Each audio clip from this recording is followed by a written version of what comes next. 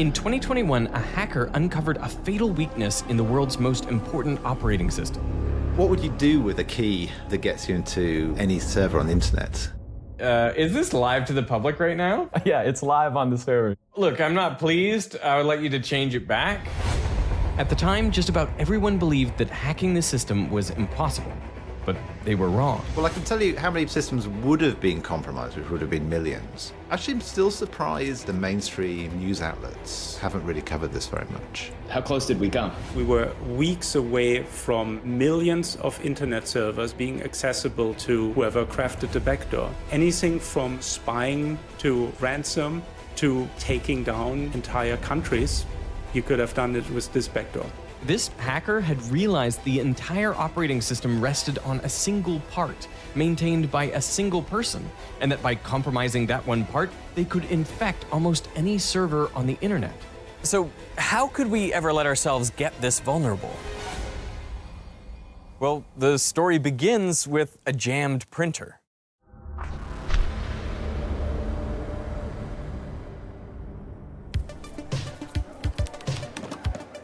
The AI lab was buzzing.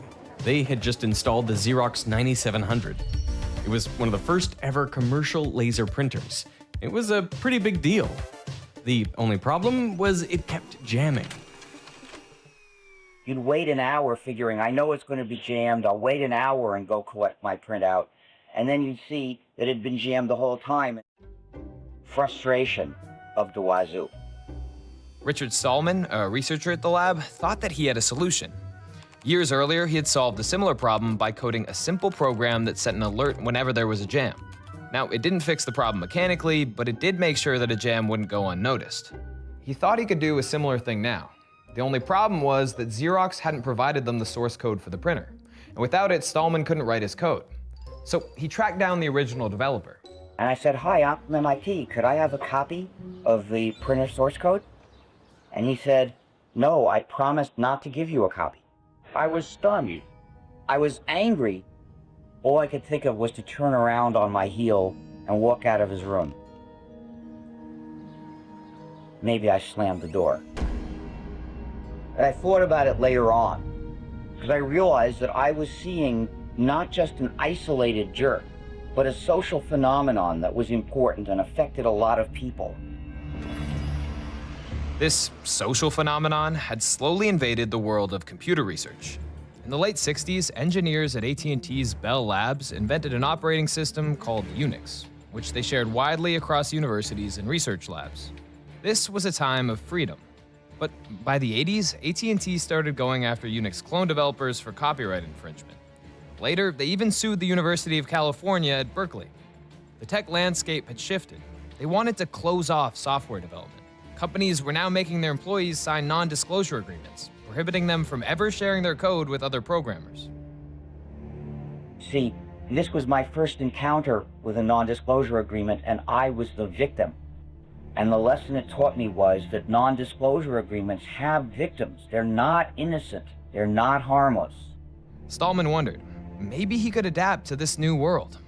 But I realized that that way I could have fun coding and I could make money. But at the end, I have to look back at my career and say, I have spent my life building walls to divide people. And I would have been ashamed of my life. So Stallman chose a different path. He quit his job at MIT and in 1985 established the Free Software Foundation. And it worked to promote 4 basic freedoms. You should be free to run software for any purpose, free to study it, free to change it, and free to share it. Now, to ensure those freedoms, he created a legal license that developers could attach to their code, called the General Public License. And to stick it to AT&T, he started work on a project based on Unix, but built from the ground up, so AT&T couldn't sue. He called the project GNU, a recursive acronym for GNU is not Unix. Now, to replicate a Unix system, the GNU project had to recreate 3 layers of functionality. They needed the utilities, which were the everyday tools and commands, the shell, which is the terminal that people use to interact with the machine, and finally, the kernel, which is the core that talks to the hardware and manages memory. Now, over the next 7 years, the GNU project made much of that from scratch. They created the GCC code compiler, the bash shell, and a host of other core utilities. But they were always missing one key component: the kernel. That changed in the fall of 1991 when Stallman visited the University of Helsinki to give a talk promoting the project. In the audience was a young computer science student who just happened to be building his own kernel from scratch.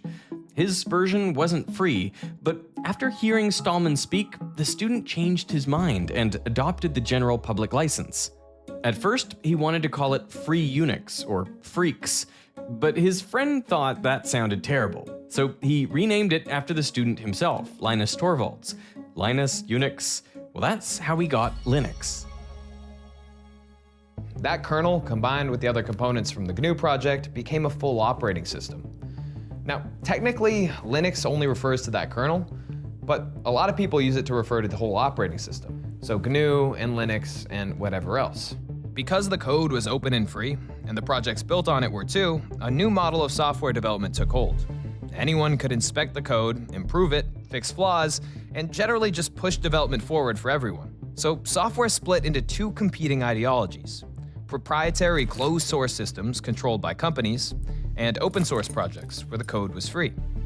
Is free in two ways. It's free as in you don't have to pay for it, but it's all free to change it in any way you want, and that seems to be the much more important aspect. People are happy to pay for technology, but so often do they run into some roadblocks where you have to file a support ticket with some large company, they may or may not get the help they need, and engineers are just itching to just fix it themselves. Developers could take that basic code, which was freely available, and then add on their own features relevant to their specific device. They didn't have to reinvent the wheel every time. So that's why Linux spread into all sorts of different applications. Hello, I'm a Mac. And I'm a PC. No one else? No one. Hi, I'm Linux. There are an estimated 30 million Linux users out there. How long have you been standing there? Long time. And it's not even just limited to computers. Your electronic vacuum is definitely Linux. Your camera is definitely Linux. Most TVs, most electronics are Linux. Linux even runs some of the most sensitive machines on the planet. You can assume that Linux is pretty much used in anything of high security need, not necessarily because Microsoft, for instance, couldn't build something equally secure, but because usually there's secrecy involved in building, let's say, a new weapon system, and you don't necessarily want to have to work with some tech company. You don't want to involve more people than absolutely necessary. Of the top 500 supercomputers in the world, every single one runs Linux. It's used in the Pentagon and on US nuclear submarines. Every bank you can think of, really, manufacturers, hospitals, governments, defense organizations and things like that. They're all running Linux servers. Today, Linux is everywhere. Most people are familiar with Windows and Mac OS, but they are not the most popular operating systems in the world. No, they are dwarfed by systems running a Linux kernel. Android, with over 3 billion devices, is built on Linux. And it also powers the majority of internet servers in the world. There's no one company that could have imagined all the different cases where computers are used these days. And Linux, thanks to its adaptability, where everyone can just tweak it in little ways to make it fit their use case, now covers all the use cases. But all of this, it all relies on one key assumption: that the code is secure. Now, there's a good reason to feel this way. Because there are so many people looking at the code, there's this idea that bugs, either intentional or unintentional, won't be too deep to catch. It's known simply as Linus's law, that with enough eyeballs, all bugs are shallow. But there's a big problem with this assumption. The open source movement isn't one big project. It's an ecosystem. You need thousands of small tools and libraries, each doing a different job, like networking, security, or compression. Now, a lot of these projects start because one person wants to fix a specific problem. So they build it themselves. They're often unpaid, coding on nights and weekends just to make the tool work. If it's useful, one open source project adopts it, then another. And suddenly you have millions of machines all relying on one person's passion project. That's how the entire ecosystem can end up quietly resting on a project maintained by a single volunteer. There's a famous XKCD comic that captures this idea perfectly. But what happens when that block is compromised? In our story, our person isn't from Nebraska. No, Lasse Collin is from Finland, and he's been working on a small data compression tool called XZ since 2005. XZ is so good at compression that it's now used in almost every major Linux distribution. For the past 20 years, almost all of the work of keeping the tool compatible with ever-evolving hardware, it's all fallen on Lasse. He's never been paid for it, but up till now, he's been okay with that. Recently, though, he's been under more and more pressure. Over 1 month and no closer to being merged, not a surprise. Progress will not happen until there is a new maintainer. Submitting patches here has no purpose these days. The current maintainer lost interest or doesn't care to maintain anymore. Lasse responds, "I haven't lost interest, but my ability to care has been fairly limited, mostly due to long-term mental health issues, but also due to some other things. It's also good to keep in mind that this is an unpaid hobby project, but it's not enough. I'm sorry about your mental health issues, but it's important to be aware of your own limits. The community desires more. You ignore the many patches been rotting away on this mailing list. Right now, you choke your repo." Lasse is burning out, but just when he thinks he can't handle it anymore. Nice job to both of you for getting this feature as far as it is already. Just trying to do my part as a helper elf. Signed, Gia Tan. For months, Gia's been taking some of the load off Lasse. He's been incredibly helpful. Now he offers to step up and take over as maintainer of the project. To Lasse, it sounds almost too good to be true.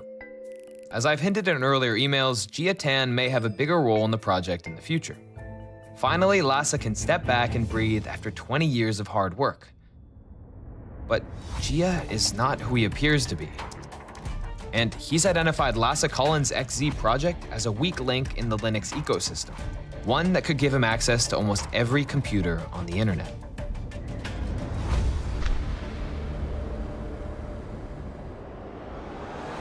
Today, we take secure remote logins for granted. I mean, they've worked reliably for over 30 years. But it all started in 1995 at the Helsinki University of Technology, when a hacker captured thousands of usernames and passwords sent over the campus network in a sniffing attack. In hindsight, the problem's obvious. These login requests were being sent totally in plain text, so anyone who intercepted the data could just read it. When Tatu Alonen, a computer researcher at the university, learned of the attack, he made it his mission to ensure that it would never happen again. Password sniffing was perhaps the most serious security issue on the internet back then. To do this, his solution needed to ensure two things. First, machines had to establish a secure connection. If both computers could agree on a shared secret code that they would use to scramble their data, then even if they were overheard, anyone without that secret code would just get gibberish. Now, you could agree on that shared secret ahead of time in person, but on the internet, that's rarely practical. No, you have to agree on that shared secret ahead of time without ever having met, and also with someone listening in the entire time.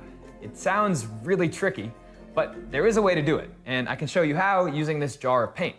Say I'm trying to send a message to Gregor over there. The first step is we agree on a shared public color. Let's pick this red. This is no secret, anyone can see this. Now we each pick our own private color. I'm gonna pick yellow, and he can pick whatever he wants. So we take our private color, and then I'm gonna mix that with the public color. It's worth saying now that these mixtures are assumed to be impossible to unmix. So even if you know this orange and you know this red, you can't exactly deduce the exact shade of yellow we used to create it. And this is important for the actual computer example later. Okay, so I'm gonna send this over to Gregor. So I mixed in my secret color with the public, and I'm gonna pass this to Henry. So Gregor sent me this, which looks like a sort of dark green sort of color. And what we're gonna do now is we're gonna mix it with my original private color. Okay, now that I have Henry's secret color mixed in with the public, I'm gonna add some of my own. So we end up with this sort of distinct olive color. There's my yellow in there, I can see, and whatever Gregor had on his side. And the thing is, because each set of paints went through the same process, they both end up with this same olive green, even though we never shared our secret colors.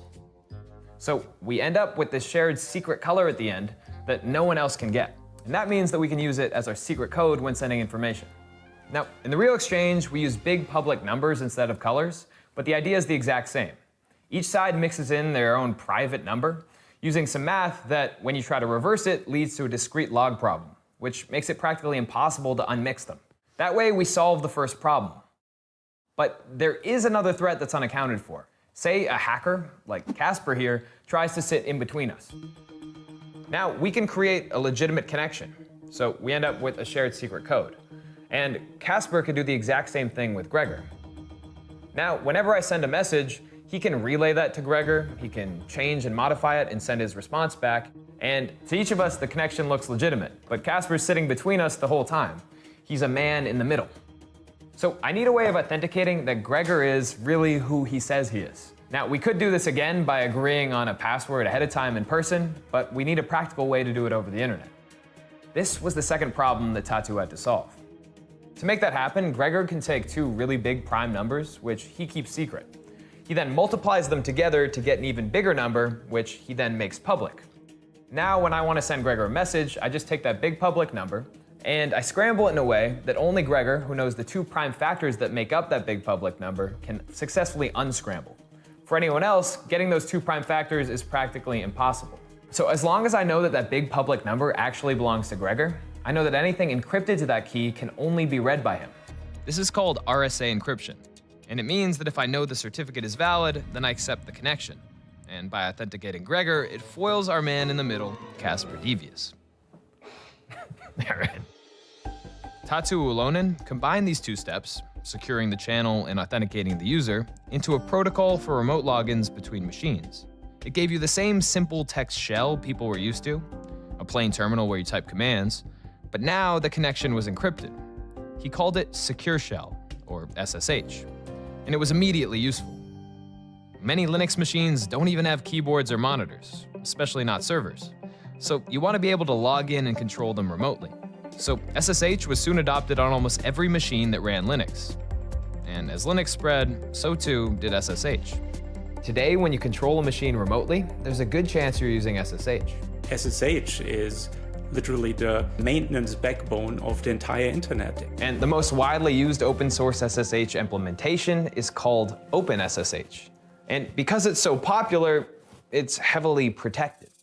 I mean, OpenSSH is probably one of the most closely examined projects out there because it's just so vitally important to the security of servers everywhere. Having a way to bypass the authentication in a secure shell, it's like having the master key to the hotel. It lets you into every room. This is why Jiatan wants a way into OpenSSH, but trying to hack it directly would be almost impossible. Lucky for Jia, the open source model doesn't just mean that operating systems are stitched together from many programs, but that each of those programs is itself stitched together from other programs.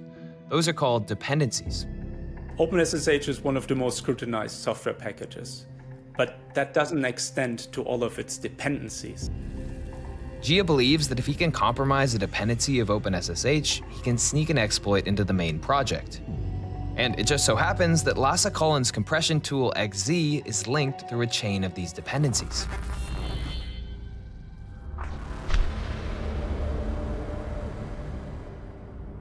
Now, Lasse's original goal with XZ was to find a better way to compress data on Linux.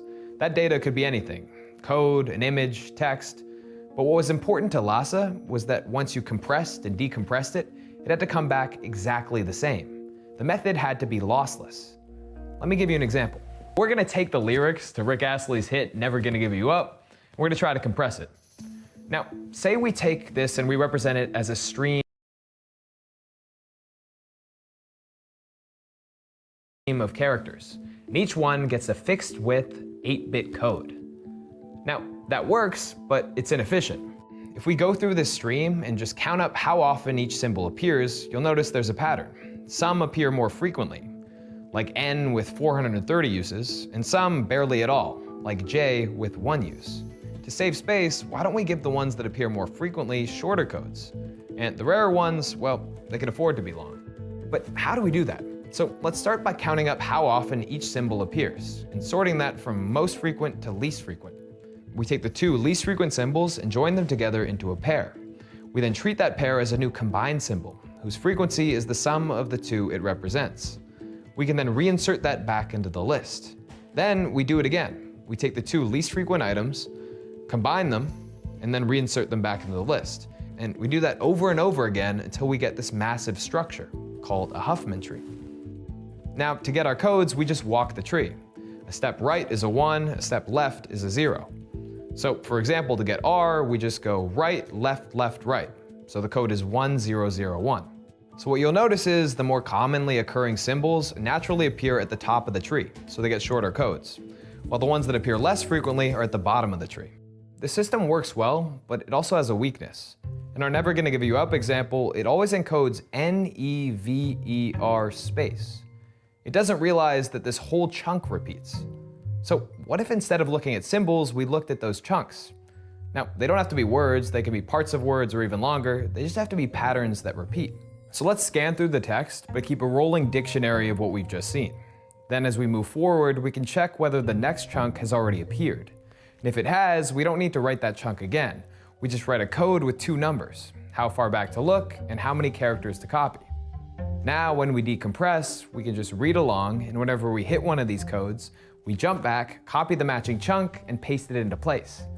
Two scientists, Lempel and Ziv, published this algorithm in 1977, so it became known as LZ77. But some of these symbols and pointers show up more often than others. They actually have their own frequencies.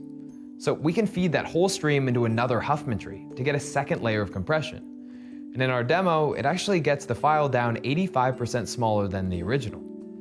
This might look new, but you've almost certainly used it yourself. It's called deflate, but it's better known for the files it creates, .zip. If you ever clicked close on this before, you've definitely used it. But Huffman only uses the overall frequency of a chunk repeating. Real data isn't just random chunks. In our example, after never gonna, you might get give you up, let you down, or run around and desert you. You might get make you cry, you might get say goodbye, or tell a lie and hurt you. Each one has its own probability, and you can represent these probabilities with a mathematical tool called a Markov chain. The algorithm can then encode the stream of data so that the more probable next chunks cost few bits, and the less probable ones cost more. If you combine that with a much bigger search window, so it can point much further back in memory, then you get the Lempel-Ziv Markov chain algorithm, or LZMA. LZMA was developed by Igor Pavlov around 1998, and it often beats much more familiar methods. In many cases, it can shrink files to about 70% of the size of a typical .zip. Lasse took this elegant compression algorithm and made it work on Linux. And he called it XZ not because it stood for anything, but just because it sounded cool. I'm using XZ quite a lot. I think XZ is a wonderful project. There are lots of different ways of compressing data. Some of them are fast, but they don't compress very well. And some of them are slow, but they get extremely good compression. But across Linux, projects are constantly shipping the same files and updates to millions of machines. So XZ is perfect. You compress something once, then you get a smaller file to download forever. Lasse released XZ in 2009, and over the next decade and a half, it went from a niche tool to the common choice whenever a project needed effective lossless compression. So XZ quietly spread everywhere, eventually becoming a dependency of OpenSSH.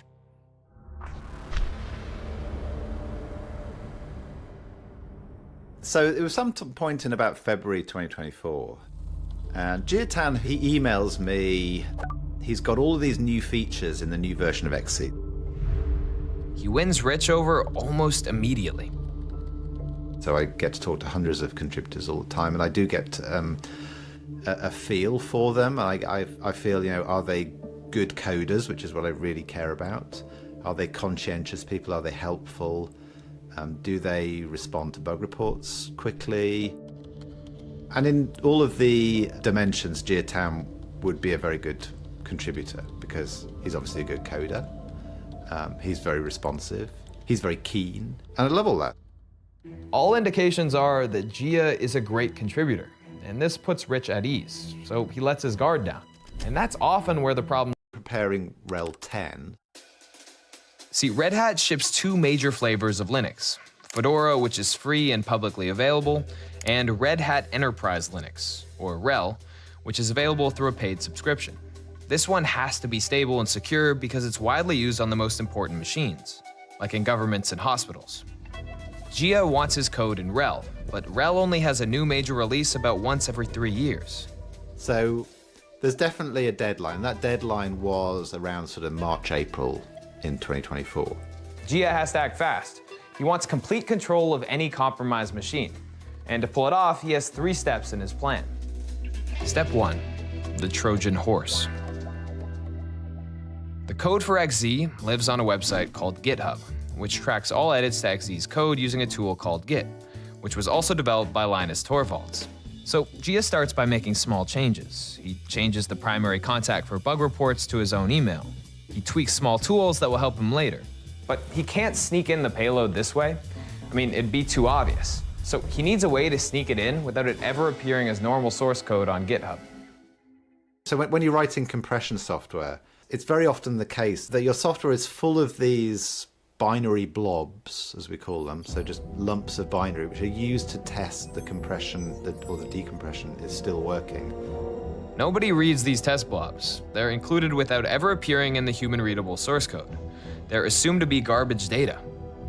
But for Gia, this is the perfect place to hide his payload, inside something that at first glance looks harmless. But in reality, it's a Trojan horse. But with the Trojan horse inside of XZ, it's still just a lump of data in a binary blob. He has to unpack it. So in the code that builds the project, he slips in a small, easy-to-miss change. It hides among all the automatically generated code and quietly unpacks his payload, inserting it into the XZ library.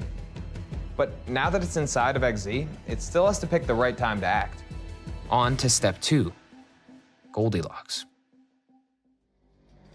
Gia's end goal is to compromise a very specific part of the SSH connection process, the RSA authentication step. He realizes that if he can slip a small malicious component in there, let's call it the payload, then every time SSH checks for a key, his code will run first. It will quietly look for a special master key that only he knows, and if it sees that key, it'll let him straight in. If it doesn't, it'll call the real code and no one's the wiser. So he will have his backdoor entrance to open SSH. But he can't just go in and rewrite RSA decrypt, the function that verifies the client's identity during the login. It's not that easy. See, when you build an application, you could take all the code you need from different libraries and bundle it into your application. But there's a big drawback to this approach. If 10 different applications on a system all bundle the same library, you end up with 10 separate copies on your machine. So it's redundant. That's why modern systems mostly use shared libraries. When an application starts, the linker fills in a table of addresses. These addresses point to the functions and variables it needs from the libraries it links to. That table is called the Global Offset Table, or GOT. Now when it wants to use something from a shared library, it just checks the GOT and jumps to the right spot in memory. RSA decrypt doesn't belong to OpenSSH at all. It comes from a shared crypto library. So to hijack authentication, Gia can overwrite the GOT entry that tells SSH where it is. And to do that, he can use a little-known tool called an ifunc resolver. The ifunc is used where, let's say you want to optimize your code to run on Intel hardware and AMD hardware. Now, you could write the software just for Intel, and it would run very fast on Intel, and it probably would run very badly on AMD hardware. Instead, you keep multiple versions of the same function, and the ifunc resolver picks the right one for the hardware you're on. At first glance, that sounds like a way for Gia to trick the system into thinking it's running hardware that needs its own compromised version of RSA decrypt. But there is a catch. A library can only define ifunc resolvers for its own functions. And since RSA decrypt doesn't belong to XZ, it can't use an ifunc resolver to override it. But ifunc can still help him. So it will, very, very early on in the running of the program, it will do this sort of determination of what hardware is available. And crucially, it does let you run your own code in the library very early on. Now, at this early stage, from within an ifunc resolver, Gia could try to directly rewrite the GOT entry for RSA decrypt. But at this point, the system is still filling in the GOT, so even if Gia changes the RSA decrypt slot, the loader will come along later and write the real address back in, wiping out his change. And there's a limit on the other side as well. To make this sort of hijacking harder, once every entry is filled on the GOT, the system marks the table read-only. That means that if Gia waits too long, the RSA decrypt entry is frozen. So he has to slip it in at a very precise moment, after the RSA decrypt entry is filled in legitimately, but before the table gets marked read-only. And that tiny window is the Goldilocks zone. And to hit it, he's gonna need another tool. So linking shared libraries in the GOT often leads to bugs. So Linux has a special debugging feature that tracks what the system's doing. It lets you run code whenever the linker writes a symbol's address into the GOT. It's called a dynamic audit hook, and normally you'd use it to profile performance. But crucially for Gia, there are no real guardrails. The hook can run any code he wants. And this is where ifunc finally pays off. Gia uses an ifunc resolver to set the audit hook early. Then, when the linker writes in the real RSA decrypt address, the hook fires and swaps in his payload. Right in the middle of the Goldilocks zone. There is one final complication though. Audit hooks are normally configured by the system, not by libraries like XZ. So when Gia is first looking for the audit hook variable that he's supposed to rewrite, it's actually hidden from him. So he first has to find it. Within the ifunc, he scans a small region of binary code, hunting for signs of the hook. But it's just raw bytes, so he writes a tiny decoder to turn them back into instructions that he can read. Now Gia can find where the hook lives in memory and finally plant his code.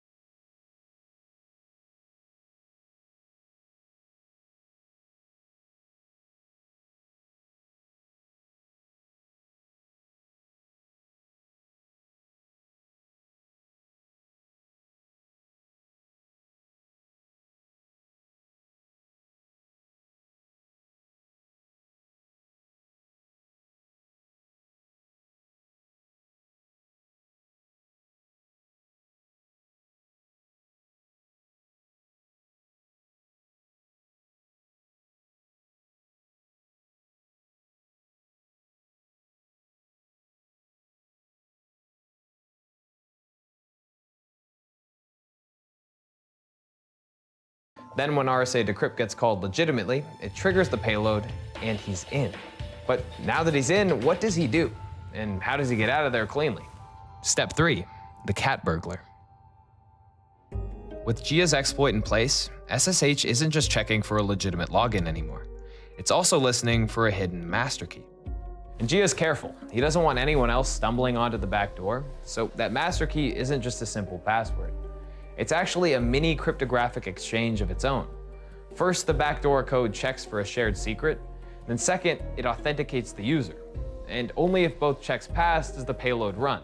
In effect, it's like the backdoor is running a miniature version of the encryption from SSH inside of SSH. But in SSH, it uses that encryption to keep the attackers out. In this case, the backdoor is using that encryption to make sure that it's only the attackers that can get in. But he's still careful. One of the main ways defenders catch intrusions is through SSH logging. So to cover his tracks, he wipes evidence of the backdoor ever firing. And this is on top of the numerous safety checks he's inserted throughout the process to make sure the system supports the backdoor and doesn't crash and draw attention. And this is the genius of Gia's trap. It's cautious and meticulous, designed to slip through only where it will run invisibly. With all 3 of these steps complete, he can finally control the machine undetected. All he needs to do now is get his updated XZ implemented in the next release. But just as Gia is completing his backdoor, an open source developer requests to remove the dependency that links XZ to OpenSSH. This would spell disaster for Gia Tan. He becomes frantic, pushing harder and harder to get his compromised XZ into major Linux releases. He gets it into an early experimental build of Debian. He files a request to have it added to Ubuntu. He's trying to land the backdoor everywhere he can before anyone realizes what's going on. And it's then that Rich gets his first message from Gia. Over the next few weeks, he gets more and more insistent, urging Rich to add the updated XZ into the next release of Fedora. I'm always very keen to talk to keen upstream contributors who are really excited about new things in their software, who are really willing to help us get stuff into Fedora. So, that's great. Love it. That's kind of makes my day. It's my happy place. Eventually, Gia gets what he wants. Rich adds the updated XZ to a pre-release version of Fedora. Gia has succeeded.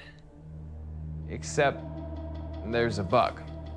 In low-level code like the backdoor, things you normally take for granted, like memory management, are not done automatically. If a function grabs a bit of memory, it also has to give that memory back when it's done.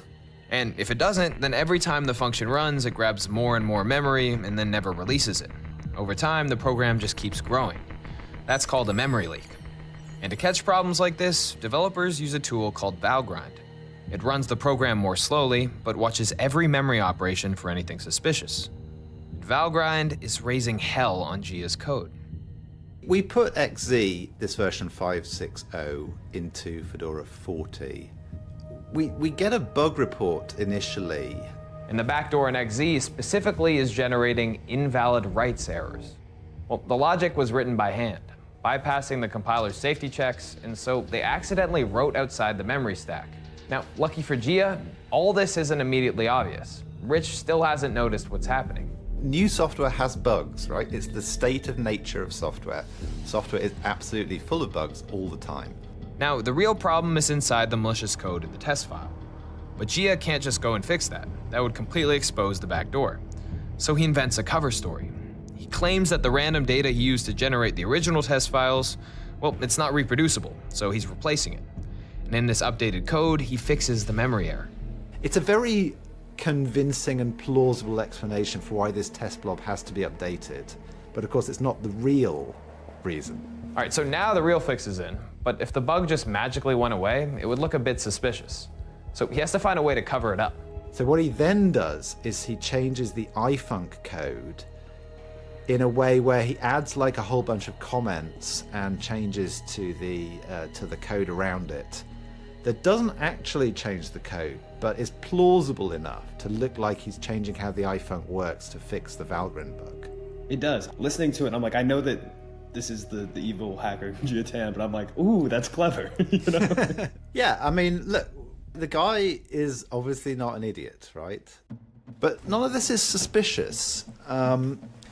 This is what we expect from compression software. And as a packager, it's not really my job to fix every bug in upstream software.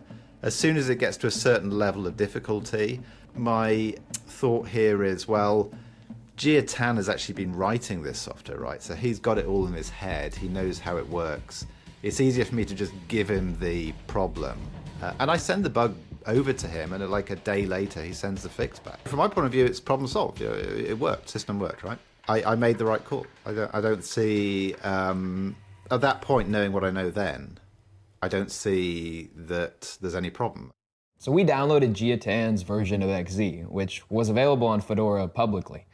But we made a slight modification. Instead of using Gia's secret code, we're using our own. And that means that we can take advantage of Gia's backdoor. In this case, we're targeting the Veritasium.com website. And once we get control of it, I got a little trick in store for Derek. Now, to make sure I don't mess with any real traffic too bad and lose my job, we actually cloned the Veritasium website and put it on a very similar URL. But it will work the same. Of course, Derek doesn't know that I've covered my bases. Oh no.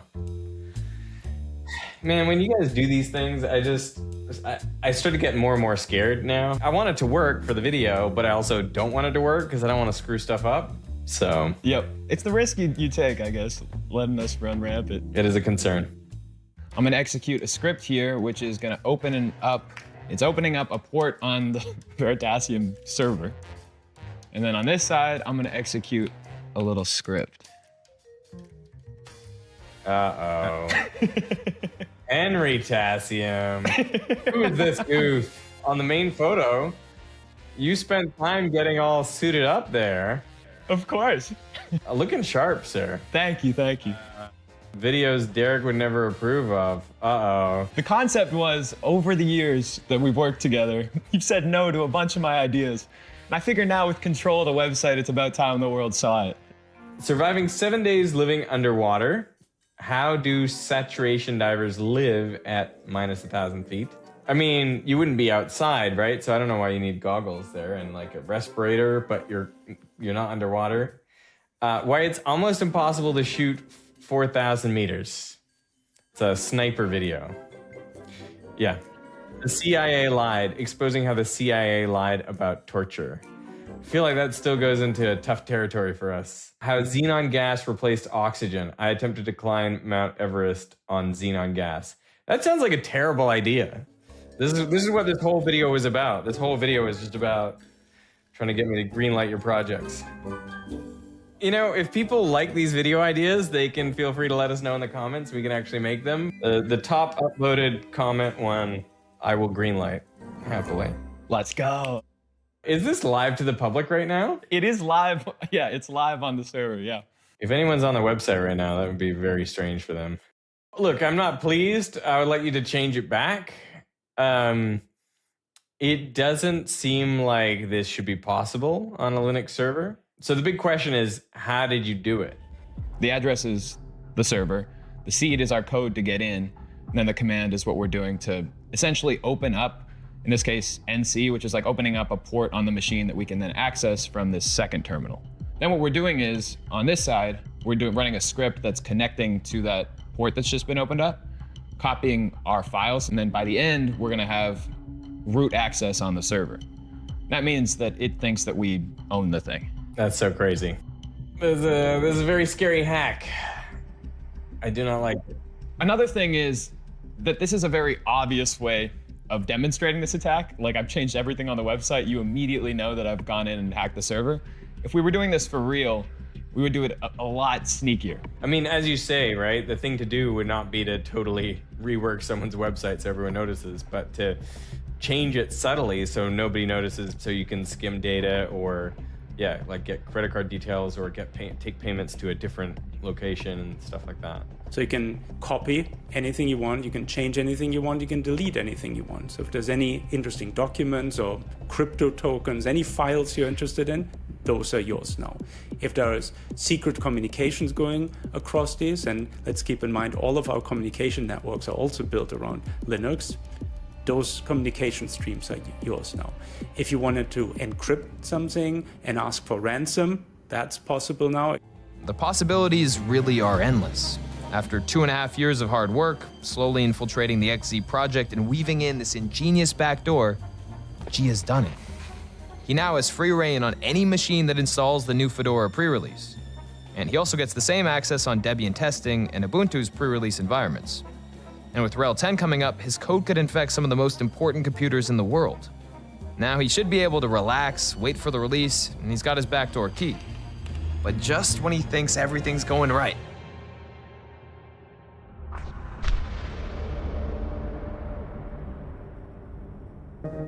Andres Freund is a German programmer. He's not a security researcher, he's not a hacker. He's just an employee at Microsoft, working on an open source project called Postgres. One day in March 2024, he tries out the unstable release of Debian to make sure that Postgres will run smoothly. But while checking the server connection times, he notices something odd. A slowdown. It's not much, in the worst case it's only half a second, but it's enough to make Andres suspicious.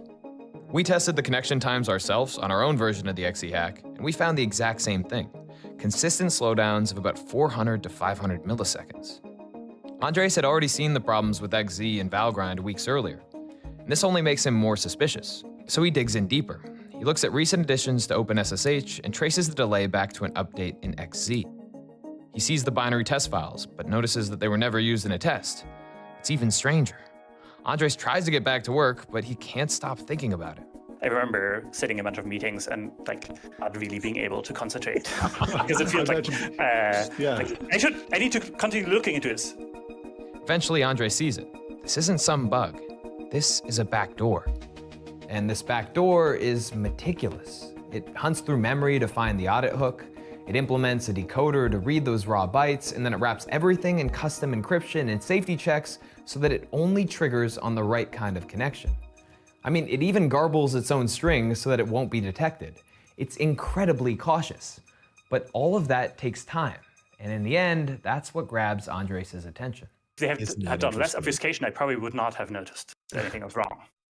Now, XZ's security contact is Jia Tan, so Andres can't exactly report it through the usual channels. Instead, he emails the Debian security team directly and posts a detailed report to a public security mailing list. Then, all hell breaks loose. I'm called up on, I think it was a Friday evening, in fact, I'm sure it was a Friday evening, to join a internal Red Hat meeting. And it's immediately obvious that this is not a normal meeting because, like, our head of security is there. It's explained to me that it's been found by somebody in the community that XZ has a backdoor. And immediately I'm like, WTF? How did this happen? To cover their bases, Red Hat quickly rolls Fedora back and tells all their users to revert. And the whole open source community starts digging into the project to understand what went wrong. One thing is clear though, Andres is a hero. Now, the fact that this was discovered in a different test at all, that was lucky, but then what are the chances that someone who isn't looking for a security bug spends days investigating this? So big kudos to the researcher, and yeah, saved us all from possibly a doomsday on the internet. I think that Andreas did a brilliant job because he did what I should have done actually, which is I should have looked at the bug when I saw it, and I should have gone there, like a crazy hound sort of sniffing around trying to find out what's going on. Andres even gets a shout out from the CEO of Microsoft. But when the story breaks, the mainstream response is surprisingly muted. Actually, I'm still surprised now that the mainstream news outlets haven't really covered this very much. I can tell you how many systems would have been compromised, which would have been millions. Anything from spying to ransom to just taking down entire countries, you could have done it with this backdoor. I guess the big question is, who is Jia Tan? That's the question, isn't it? Okay, so my feeling is that Jia Tan, the person that I talk to, I believe is one person. But I also believe that behind him must be a group of people. And they worked for quite a while. I mean, they were at this for perhaps 2.5 years that we know about. If you look back at the accounts pressuring Lhasa, they share some similarities. They use free email addresses, and they have almost no footprint outside of the XZ threads. These were very likely sock puppet accounts, identities manufactured to apply pressure as part of a multi-stage social engineering campaign. Now, who spends $1 million and takes 2.5 years to attempt to break into every hotel room on the internet with the master key? I think it's not a criminal organization, because I don't think a criminal organization would have that patience to spend that time without any real return. So I think it has to be a nation state actor here. A lot of the aliases, like Jia Tan, they sound like Asian names, and the published changes are all timestamped in UTC+8, Beijing time. So the signs point to China. And that's why it's probably not China. I mean, why would they make it that obvious? Every other part of the operation has been so meticulous, so cautious. And they also worked on Chinese New Year, but not on Christmas. And over the years, there were 9 changes that fall outside of the Beijing time, into UTC+2, which is a time zone that includes Israel and parts of Western Russia. That's why some experts have speculated that this could be the work of APT29, a Russian state-backed hacker group also known as Cozy Bear. But again, do we know? No, of course we don't know who it is, and we likely will never know. Jia Tan himself just disappeared as soon as this exploit became publicly known, and never heard from again. In a sense, it doesn't matter whether this was Russian or Chinese or Iranian. We need to protect from these types of backdoors no matter where they're coming from. I see this as like, the canary in the coal mine of what's going to be happening as attackers get more sophisticated, they make fewer mistakes, the gloves are off in a way. I don't think that the Linux community is fully, is fully ready for this yet. In the aftermath of XZ, the open source community pored over countless small, similar projects, looking for similar campaigns, but they found almost nothing. I'm worried that we didn't find other backdoors. The incentives are just too clear.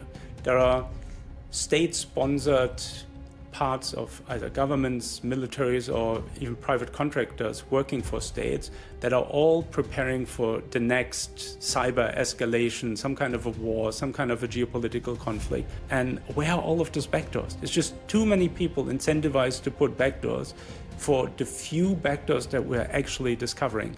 Now, some experts have argued this reveals a fundamental flaw in the open source model, but not everyone agrees.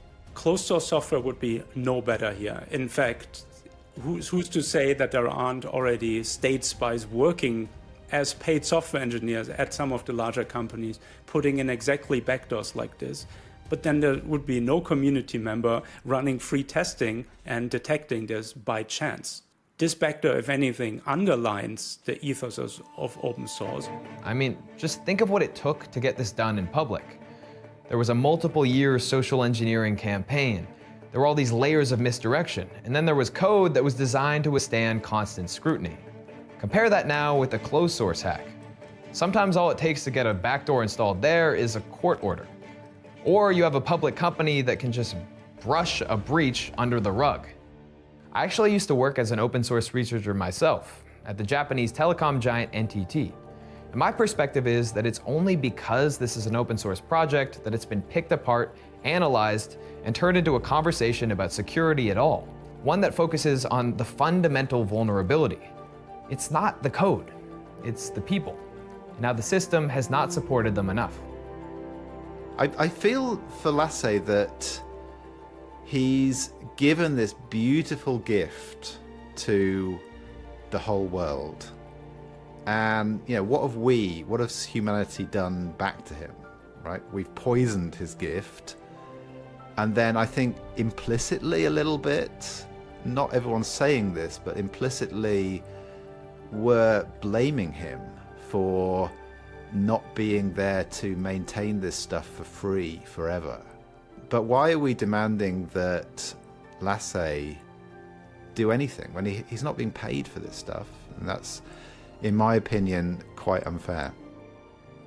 On this Saturday evening, we were working together on a workaround for this bug in RHEL 9 that he's added to XZ, and he absolutely could have told us to get lost and didn't. And what a brilliant guy.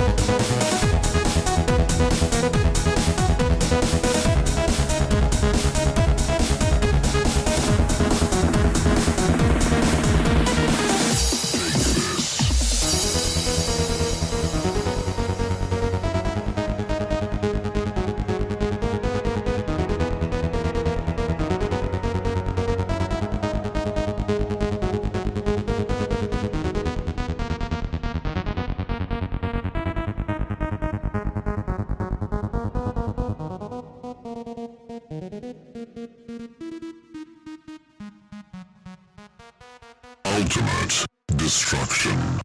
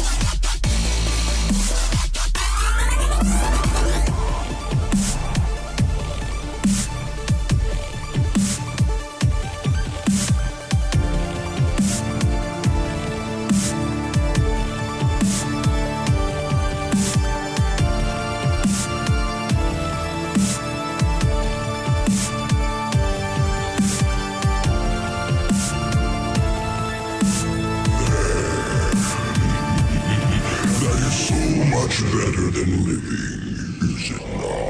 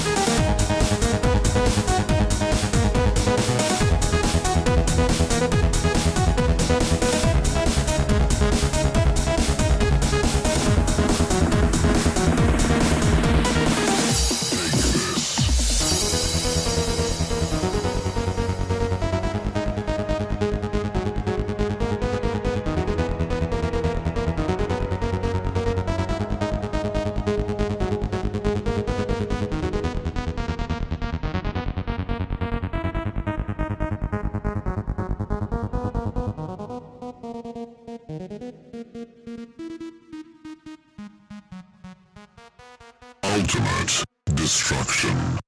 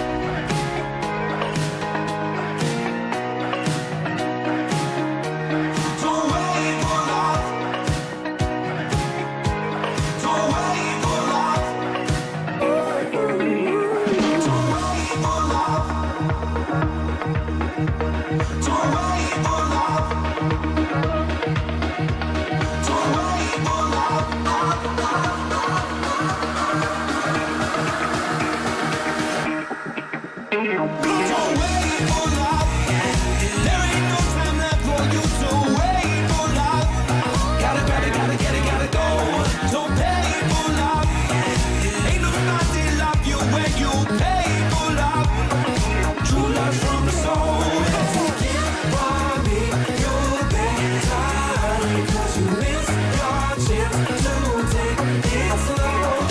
it from me, you better, 'cause you miss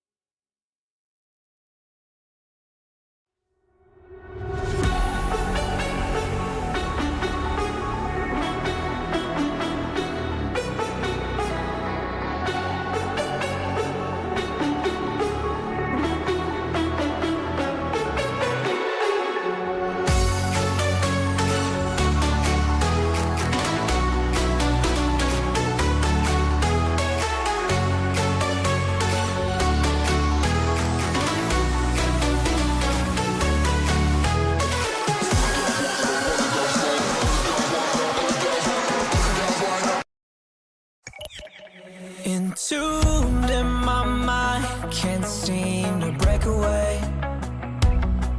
Lost in time, thinking about better days. Do you ever get used to the pain? 'Cause I don't know if I can do this again. Now you got me wondering why you let me die alone inside. I died for you, I cried for you, I tried for you. Tell me why you left me bleeding. I died for you, I cried for you, I tried for you. Tell me why you left me bleeding.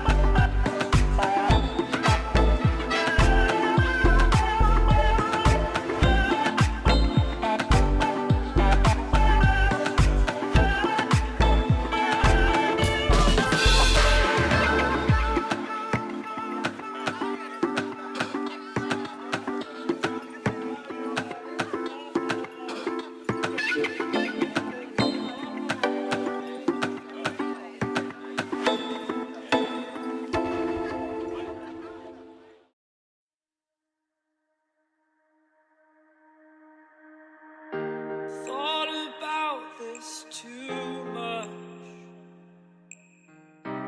What's there left to say? Throw your stones the river. Like me, it drifts away. I would watch you stare. I would watch you stare. Oh, but there's no one there. We can figure this out. Put your feet down.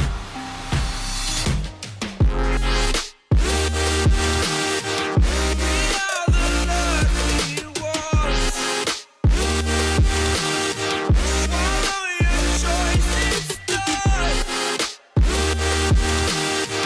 Terrified of what's left remains unsaid until you break my mind.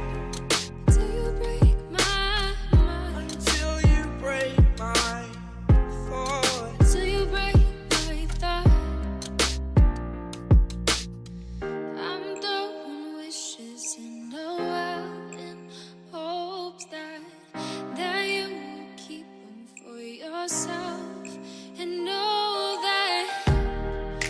there was a time when we never let go, never let go. Ooh, we never let go. We can figure this out. Put your feet down.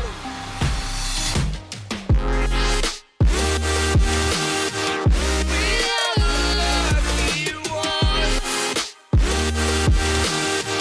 Swallow your choice, it's done.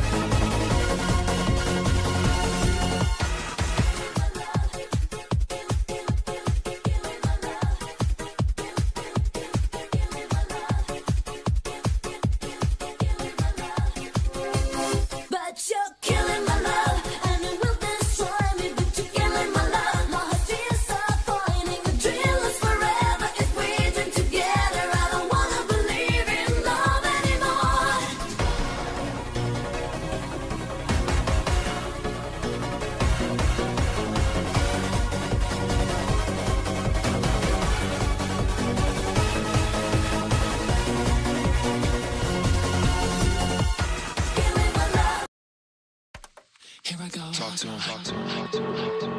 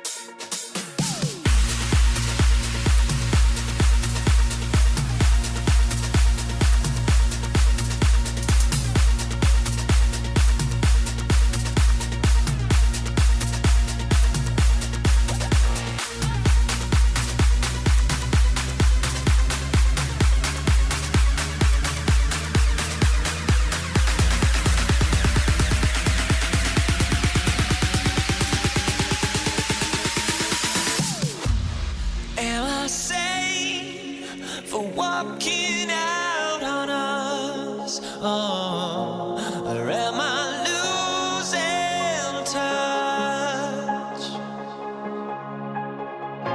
Too many games, now all our chips are lost. Oh, luck was not enough.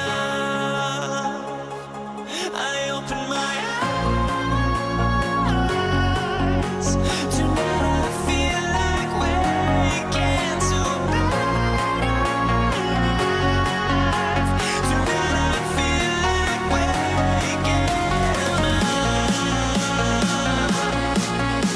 Tonight I feel like waking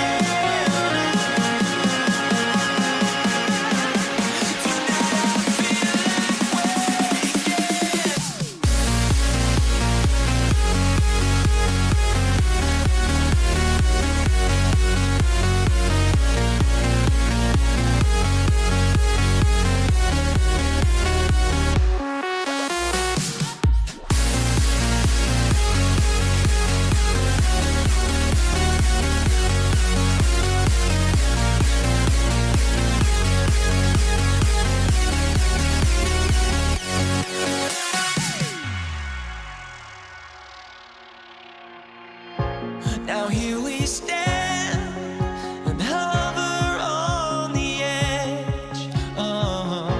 We're just a drop in time. I feel like gave you every breath I had. Even forgave your crimes. I opened my eyes.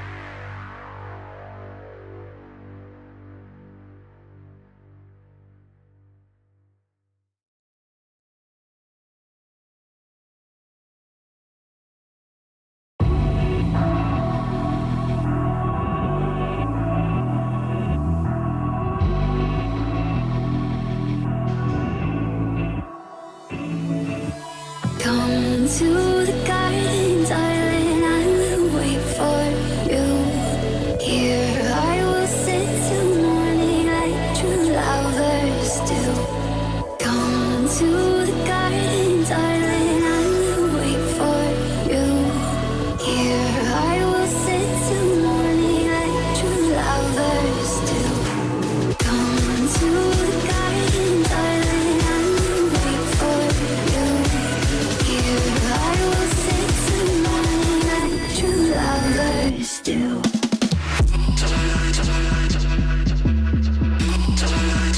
Wait for you.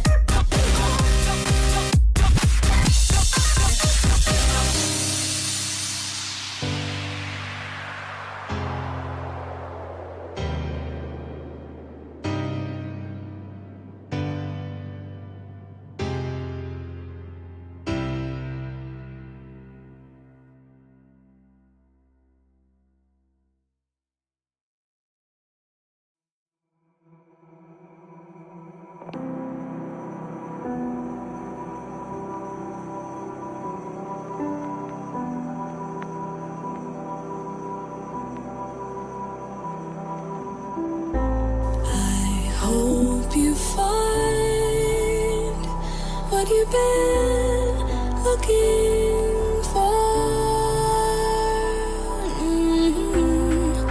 Trust me, I don't wanna feel no more.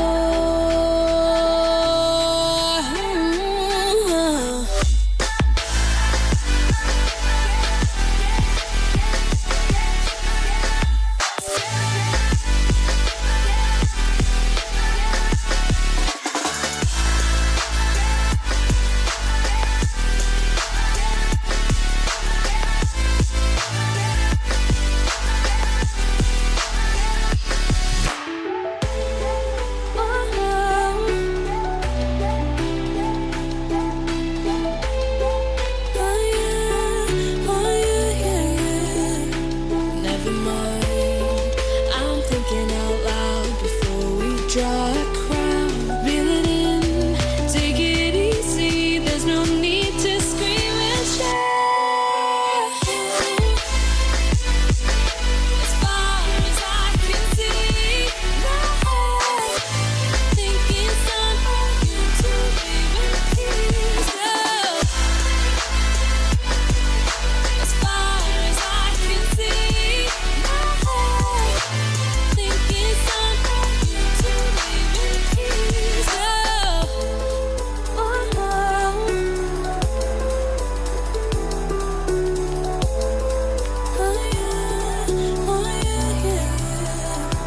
Never mind, I'm thinking out loud before we draw a crowd. Reel it in, take it easy, there's no need to scream and shout.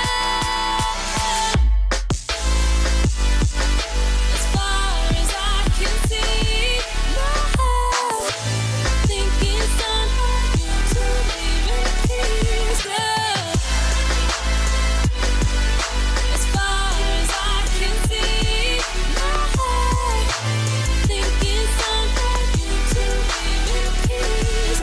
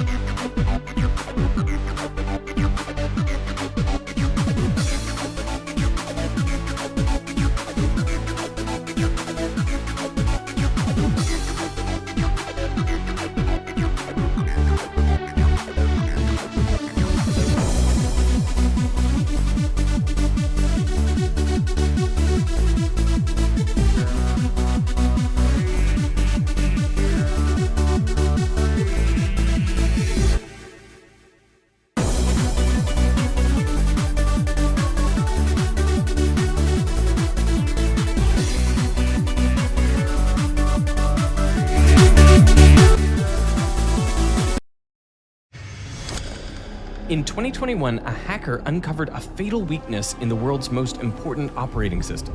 What would you do with a key that gets you into any server on the internet? Is this live to the public? The modern operating system. And by that, I mean Windows. And by Windows, I mean Windows 11. And by Windows 11, I mean garbage. I'm still desperately holding on to Windows 10 because from what I hear, Windows 11 seems to be getting worse with every update. I don't want you to track me. I don't want you to enhance my experience by making my PC slower. I don't want your dumb AI tools shoved into Paint and Notepad of all places. You couldn't even let us have Notepad. That's just messed up, Microsoft. And I've had it with trying to dark pattern me into upgrading to a worse version of Windows. I'm done with it. I'm escaping to the one place that hasn't been corrupted by capitalism. DOS. And I'm not talking about William Gates' Microsoft spyware DOS. I'm talking about the greatest version of DOS to ever walk the earth. Ladies and gentlemen, FreeDOS is what I will say once I actually get it installed on this computer. But of all the DOS variants I could be using, 86DOS, PC-DOS, DR-DOS, Apple-DOS, PTS-DOS, CN-DOS, ADOS, HDOS, Los DOS Amigos, and Atari-DOS, why am I going with FreeDOS?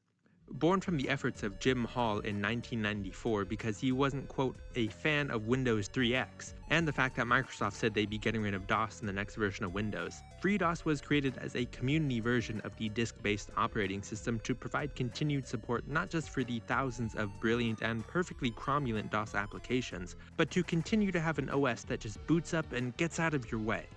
Thanks to the contributions of dozens of developers over the last 30 years, FreeDOS has blossomed into the definitive version of DOS that you should install on your PC, with the latest version, FreeDOS 1.4, being released back in April of 2025.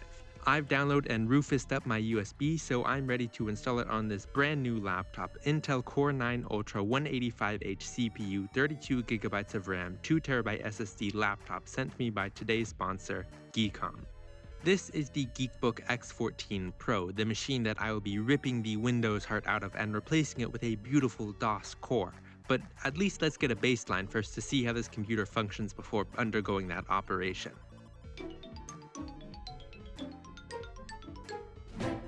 Test bench scores are pretty good as you expect from a computer of this caliber, probably helped out by the 32GB of LPDDR5 RAM. 32GB in this economy? Keyboard is about what you'd expect, nothing to write home about, but the trackpad, that's probably the nicest trackpad I've ever had. 2 USB-C ports, 1 HDMI port, 1 USB-A port, a headphone jack, and a physical camera switch, a good feature for whichever side of the Pacific you happen to find yourself at. And while the ports may be a bit limited, it did come with this USB-C connected hub which provides the well-needed Ethernet port.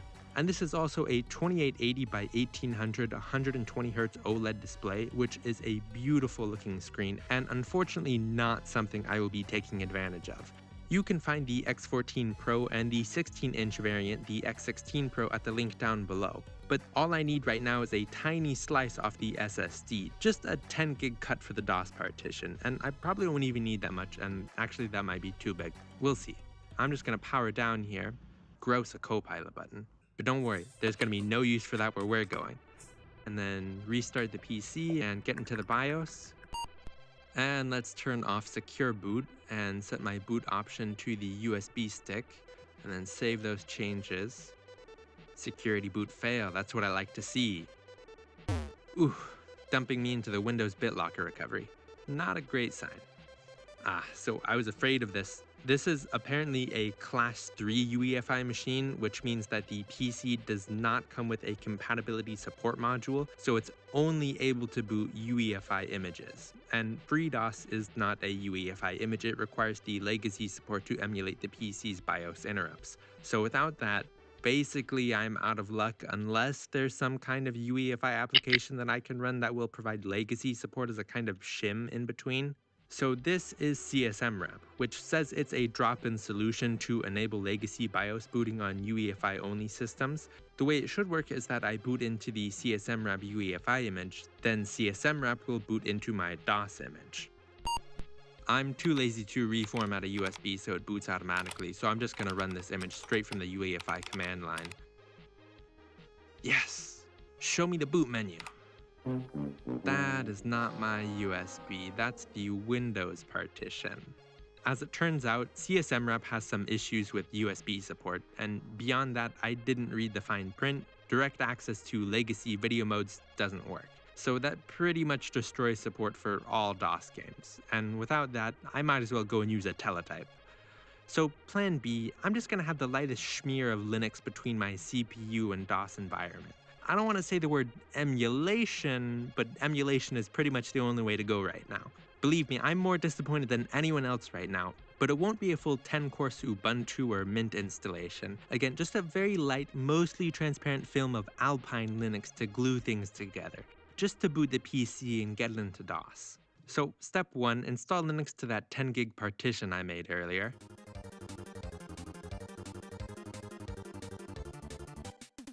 Step 2, download and run QEMU.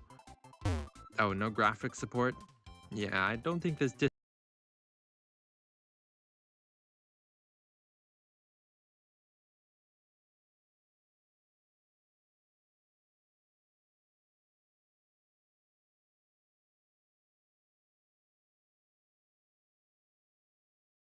This is a person named Cole, and this is a Minecraft server called Vincent Vanilla. Vincent Vanilla isn't just any old Minecraft server. It's a pay-to-win Minecraft server that offers advantages to those who spend money on rigged slot machines designed to get children addicted to gambling, which is super messed up considering gambling addiction has the highest rate of suicide out of any addiction on the planet. So when Cole DM'd us saying that he had a dupe glitch on this server and wanted our help to destroy the economy, we immediately said yes and went into this with two simple goals. Goal number 1, destroy the server, and goal number 2, convince them to remove pay-to-win gambling. However, this server staff team is notorious for watching its player base like hawks, so we had no choice but to speedrun our duping session in an attempt to destroy the server before the admins even realized we were ever there. Look at this. Look at what I did to poor Jefferson. Hello? Hello? Hello?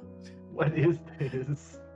That's my DoorDash order. I forgot that I ordered DoorDash and I just left him wandering in a locked parking garage for like 10 minutes. Oh my god. Let me get some premium currency real quick. It takes 20 seconds. Alright, let me prep this real quick. Okay. So I only had 1, and now you should have a lot more, but I might have done too many and gotten kicked. I got 9 emeralds. Oh, Pete. Yeah. Holy fuck! Yeah, it's fast, isn't it? Damn! I don't know how many I gave you, but it was a lot. You gave me 135k. Yeah, nah, pay it back real quick. I'm pretty sure it limits out at like 2.4 billion or something. So we'll chill at 2 bill. Which is more than we need. We only need enough to buy 1 item, because you can just infinitely buy the items with a different hack. Alright, wait, how many do I even have? God damn, what is that? Is that 2.6? Yo, chill! Hold on. 4050000. There you go. That's a lot of emeralds. How many did you fucking pay me? I just paid you 4 million. Oh my god, okay, hang on. Okay, wait, let's check the shop. What can we even buy with these? We have a lot. We already have way more than we would ever need in our lives. Crate key for 1,000. Dude, wait. We've already maxed. Let me just Oh my god. Should we just start paying people? We could. I mean, we could literally speedrun this. We could speedrun this, dude. Let's do it. Here. I think I put in the command correctly. Yeah. Alright. I'm paying everybody 10 million emeralds. After being on the server for literally 10 minutes and 27 seconds, we were already distributing, making this our easiest and fastest dupe ever recorded. I'm just giving everyone a bunch of blaze spotters because why not? Ooh. I just got 1 million emeralds. What the hell? Why do I have a stack of blazes?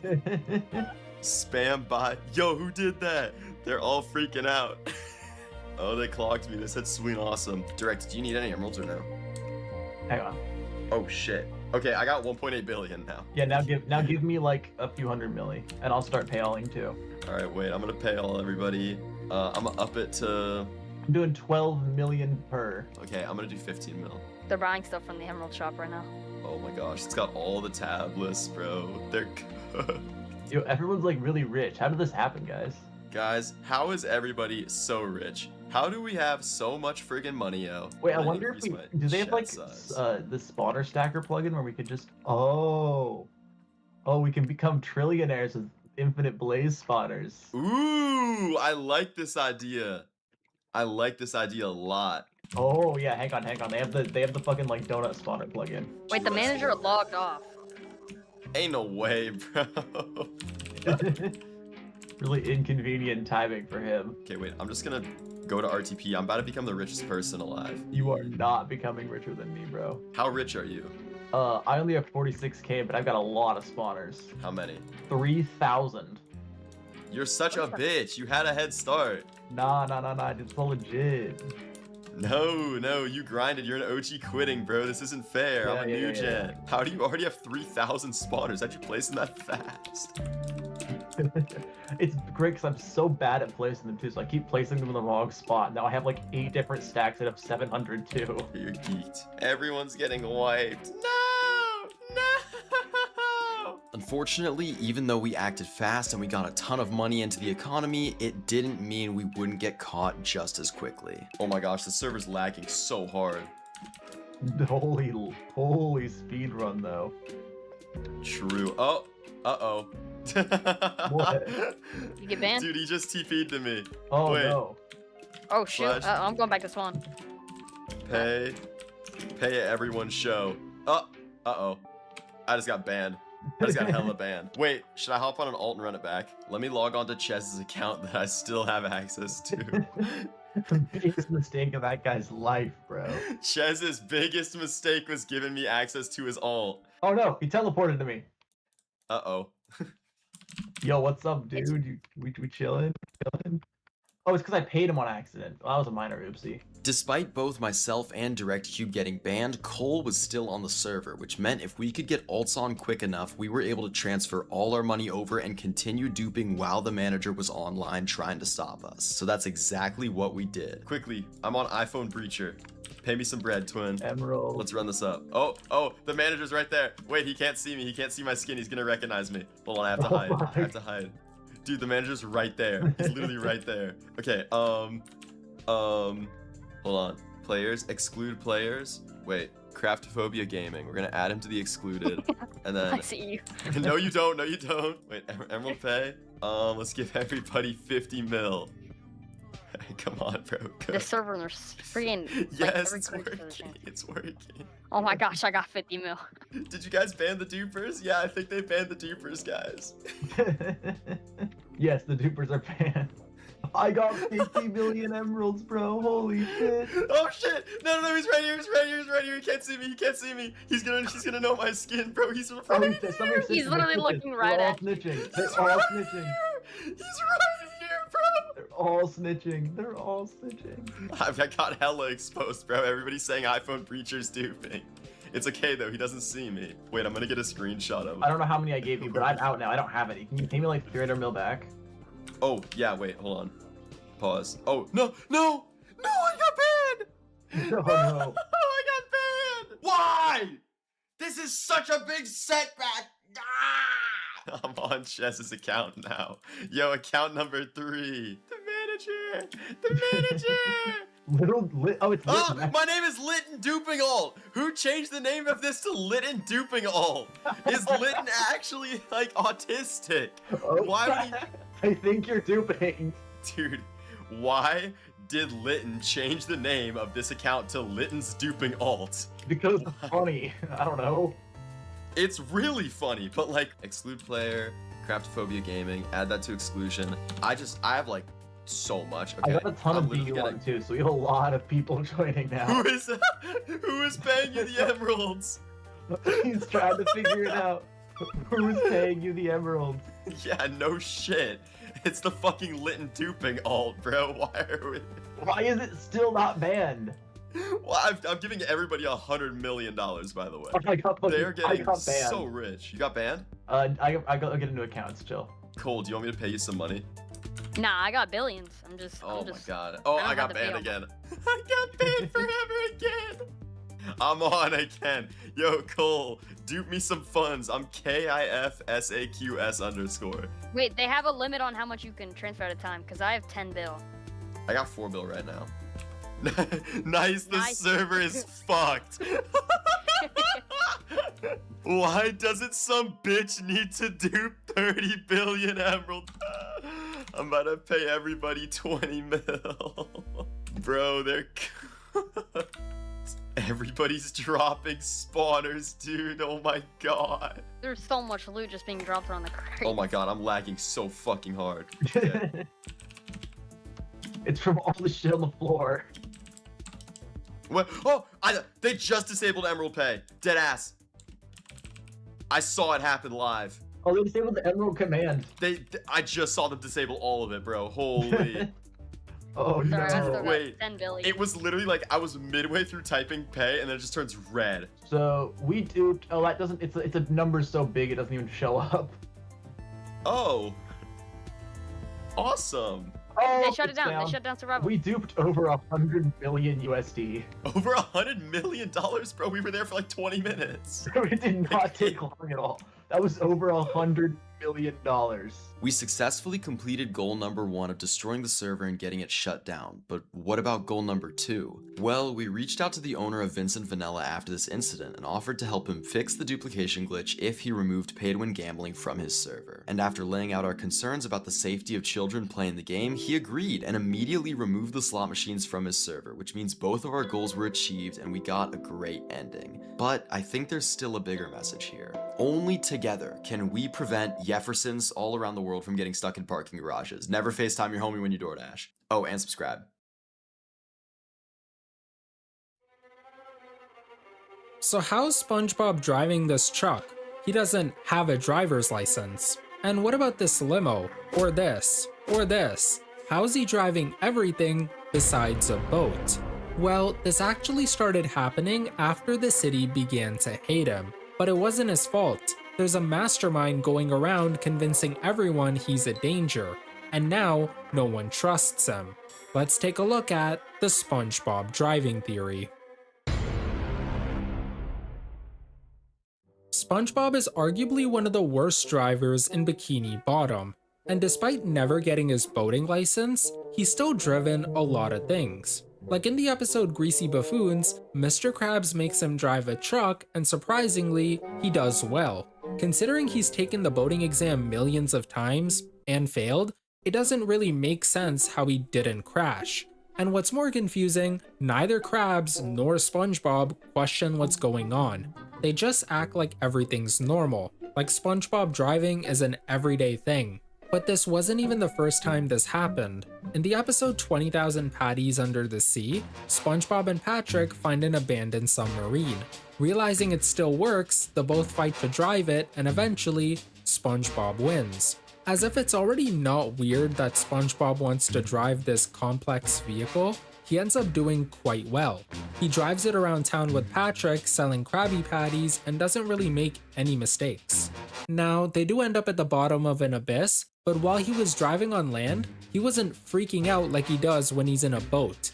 And that especially doesn't add up because submarines are not easy to drive. They're definitely harder than the boats SpongeBob struggles with, yet he was driving it completely fine. And he did something similar when he flew a blimp in the episode The Good Krabby Name. To spread the name of the restaurant, SpongeBob and Patrick went around town promoting it. Eventually, they took things to the air and somehow, SpongeBob was flying a blimp. Just like submarines, blimps are not easy to drive. They're definitely way harder than boats.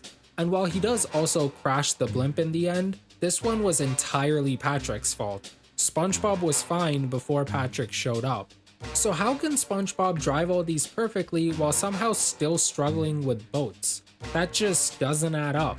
Well, we learn a bit more about how in the SpongeBob SquarePants movie. After King Neptune freezes Mr. Krabs, SpongeBob and Patrick have to go to Shell City to get his crown back. And to make it all the way, they're gonna take the Patty Wagon. But when they're ready to go, Patrick isn't the one driving, SpongeBob is. And when Patrick asks him how he can drive, he says this. Hey, I thought you didn't have a driver's license. You don't need a license to drive a sandwich. This statement alone reveals something massive. To everyone else, even Patrick, this is just a reskinned boat. But to SpongeBob, this isn't the boat he could never drive, it's a simple sandwich. Because he doesn't see it as a boat, he simplifies it in his mind and makes it easier for himself. And because of that mentality, he's able to drive a lot of other vehicles, even when they take more skill. To him, All those complex vehicles are not boats, and so they're easier. But then what's his deal with boats specifically? After all, they're a lot easier to drive compared to the things he's driven. Well, he accidentally reveals his problem with boats in the season 8 episode The Hot Shot. In the episode, a famous race car driver and his son come to Mrs. Puff's boating school. Everyone's excited to see them, especially when Tony Jr., the son, takes a lap around the track. But while he's driving, Mrs. Puff sees him and something in her mind clicks. She realizes she can try to use Tony Jr. to coach SpongeBob so he can become a better driver. And that's exactly what she does. She puts him in a boat with SpongeBob and tells them to drive around. SpongeBob is excited to drive with Tony Jr., but when he tells him to drive, SpongeBob starts to freak out a bit. He keeps trying to figure out what to do, but Tony Jr. again yells at him to drive and SpongeBob just floors it. Just as it seems like a repeat of any other SpongeBob test, Tony Jr. tells him something powerful. He tells him to relax. At first, SpongeBob can't relax, there's too much going on.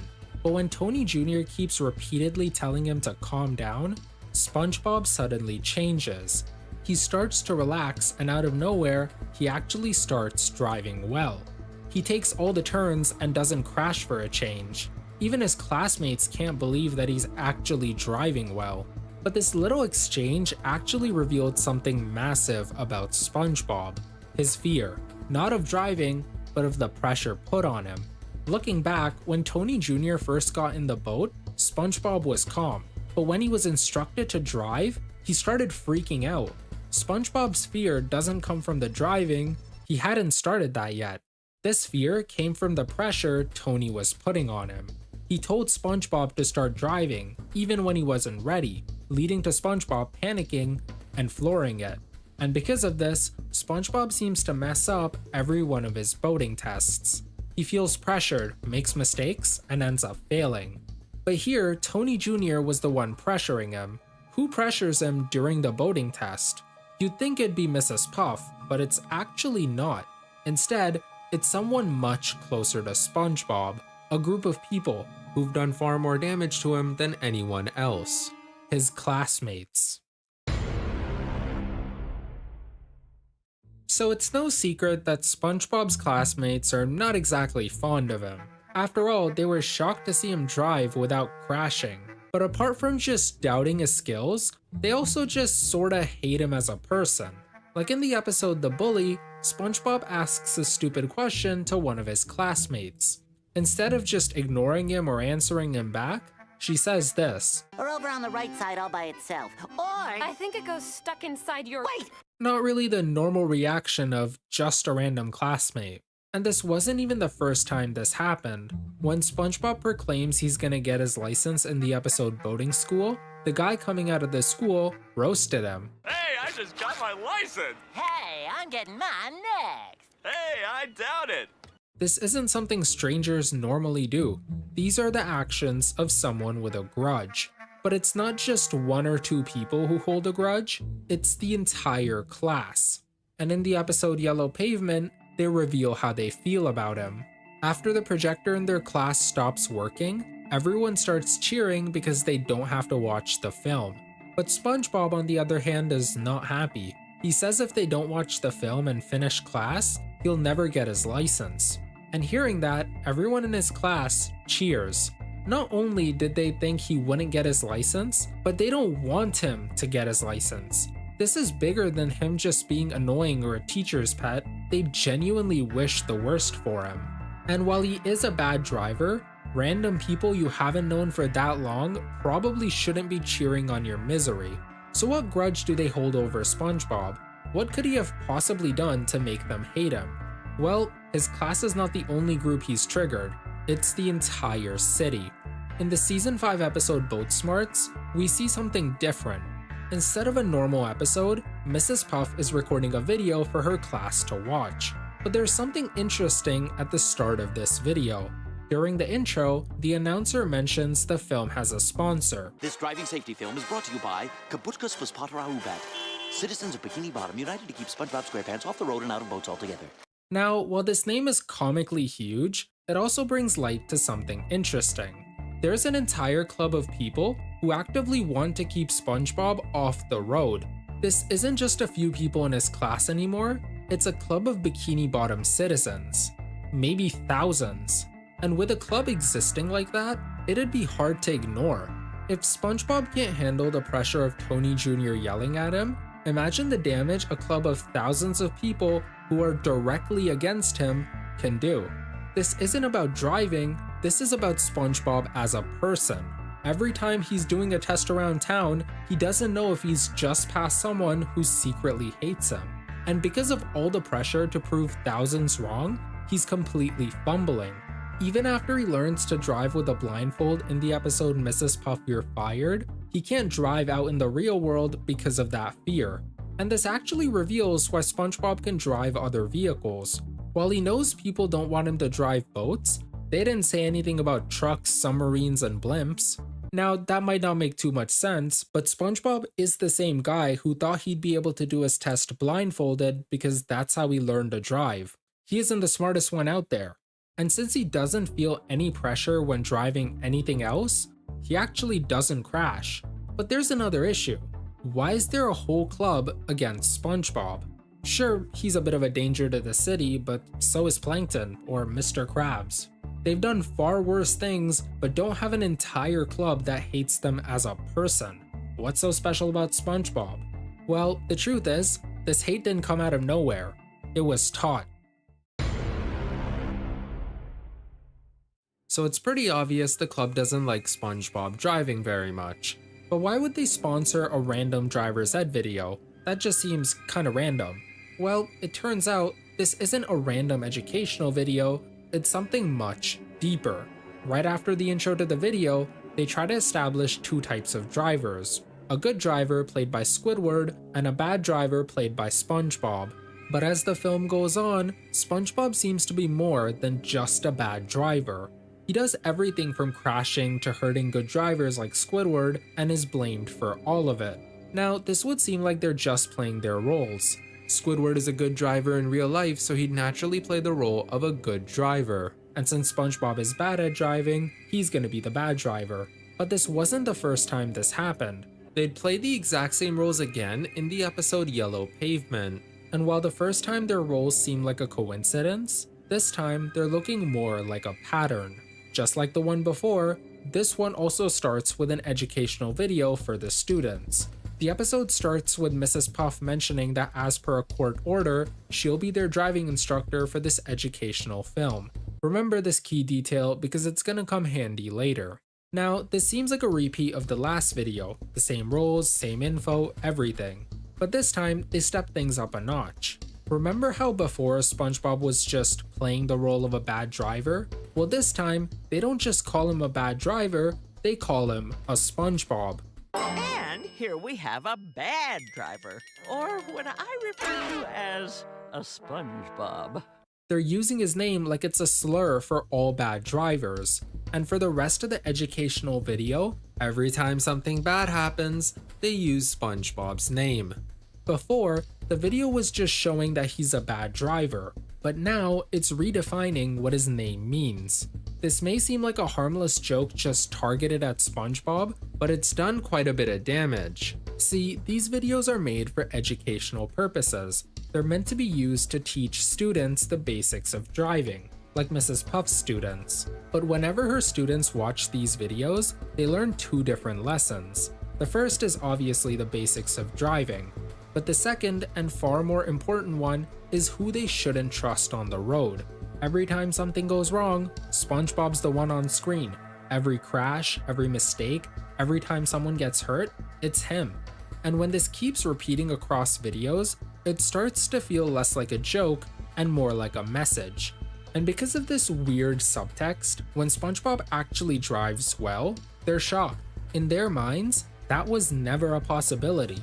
But things somehow get worse. These videos are part of the official curriculum in the boating school, and anyone who's seen them is also taught to believe the same thing. Considering SpongeBob's been in boating school forever, he's been in class with thousands of other students, all of which thought he was a danger. When they moved into the real world, they remembered how much of a threat he is and decided to take action. They started a club against him, advocating for him to stop driving. Because of the thousands of people out there who now fear him, SpongeBob has certain expectations to live up to, creating pressure on him to do good. And that doesn't end well for him considering the results of each driving test. Now, if you've been paying attention so far, you would have realized that there's something that doesn't add up. If the club was created by the information spread by the videos, then how did the club sponsor the video? Wouldn't the creators of the club first watch the videos, realize SpongeBob's a danger, and then go make a club? Well, there's a secret third video we haven't looked at yet. In the episode Teacher's Pests, Mr. Krabs and Plankton are forced to attend Mrs. Puff's boating school. They start fighting, and when Mrs. Puff shows up, she stops them and starts a driver's ed video. Now this video is similar to the one before. It shows SpongeBob as a bad driver causing havoc around the city. They even use his name as a slur like before. But there are a few things about this video that make it different. First, there's no good driver to compare to SpongeBob. Before in the videos, Squidward would always be there to compare with. This video just shows SpongeBob as a bad driver. And second, comparing them side by side, it's clear that this video is older than the other two. Not only does the quality look poorer compared to the others, but the video also has older ideas like not comparing SpongeBob to Squidward. With this being the oldest in the bunch, students must have seen it and started to believe that SpongeBob is a danger to society, despite him just being a bad driver. But there's something very important about this video when you continue watching. The entire short clip is dedicated to show SpongeBob as a bad driver. While the others at least try to pretend to be educational videos and teach something, this one doesn't even try to do that. The entire video is just SpongeBob failing while the narrator bashes him. This isn't an educational video anymore, there's nothing to learn here. And this revelation reveals something massive. These aren't educational videos, they're propaganda films. None of these were educational to begin with. They all had one and only one goal: to make an enemy out of SpongeBob. The name calling, bashing, and getting blamed for everything? It was all pre-planned to make the real objective of this film blend into an educational video. Once the students learned he was a problem, they started distancing themselves and hating him. Some even made a club against him specifically, just to stop him from driving because of how much they'd been taught he was a threat. But there's one final question. Who made all these videos? It's clear that they hate SpongeBob, but is the entire reason to make them just to hurt him? Well, as it turns out, no.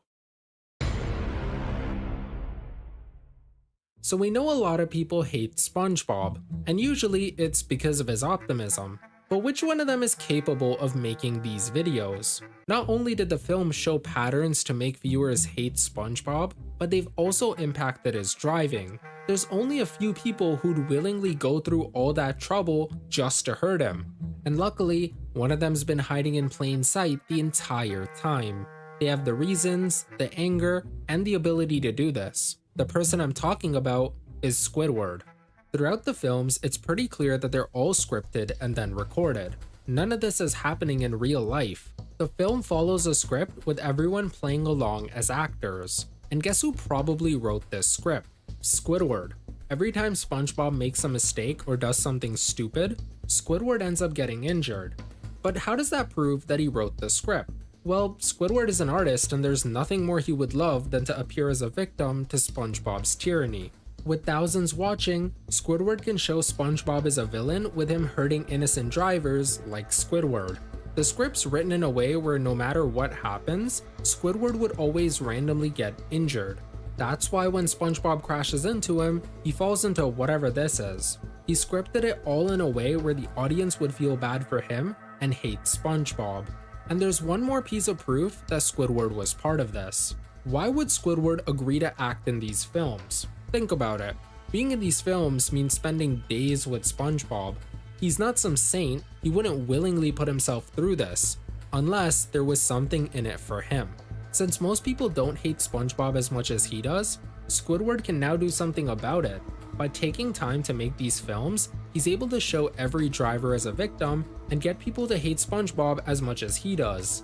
But here's the thing, there's no way Squidward did this on his own.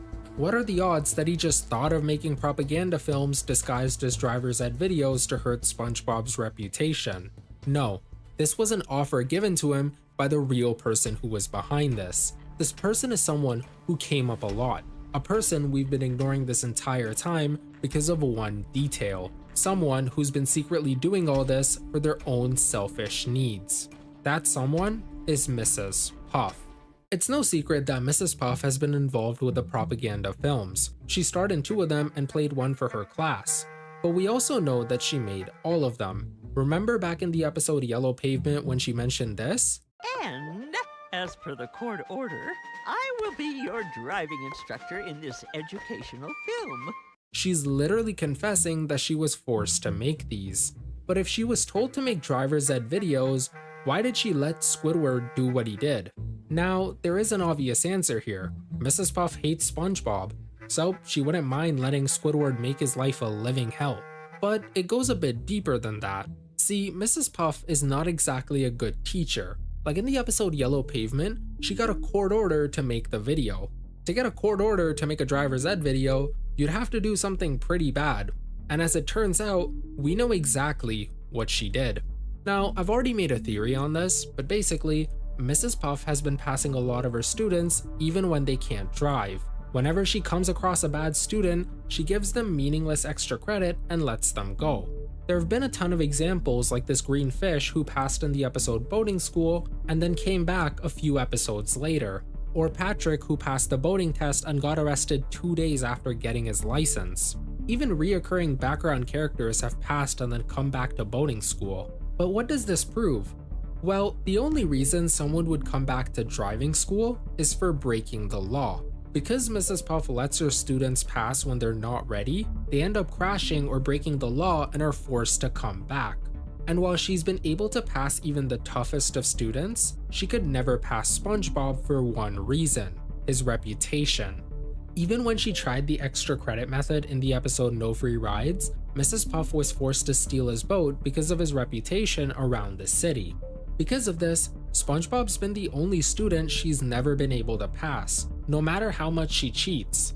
And because of his destructive driving, Mrs. Puff has started to take the blame. In the episode Mrs. Puff You're Fired, she gets blamed for SpongeBob's failures and eventually, they fire her. Something similar happened in the episode Bumper to Bumper, where Mrs. Puff was threatened to teach SpongeBob or bad things would happen. Basically, whenever SpongeBob destroys the city, Mrs. Puff ends up getting blamed. And it's not just her bosses who blame her, but also everyone in Bikini Bottom. Every time SpongeBob makes a mistake, she's the one who goes to jail. And realizing she's probably hated by the entire town, Mrs. Puff's trying to take some of the blame off of herself. By using the films, Mrs. Puff has slowly shifted the blame from her to SpongeBob.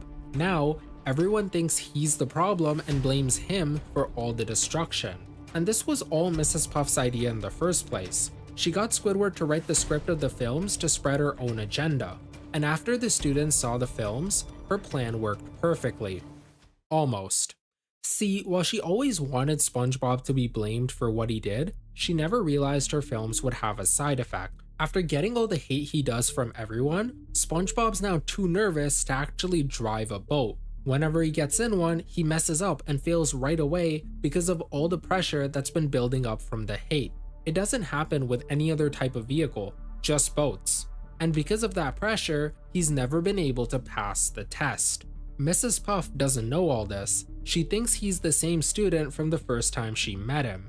That's why she keeps trying to give him more practice. Because to her, that's all he needs to get out of her life. Without knowing it, she's accidentally caused her own worst nightmare. And if she ever found out, she'd probably try to fix it and get SpongeBob out of her life. But that's not happened yet, and it might just be the karma Mrs. Puff deserves.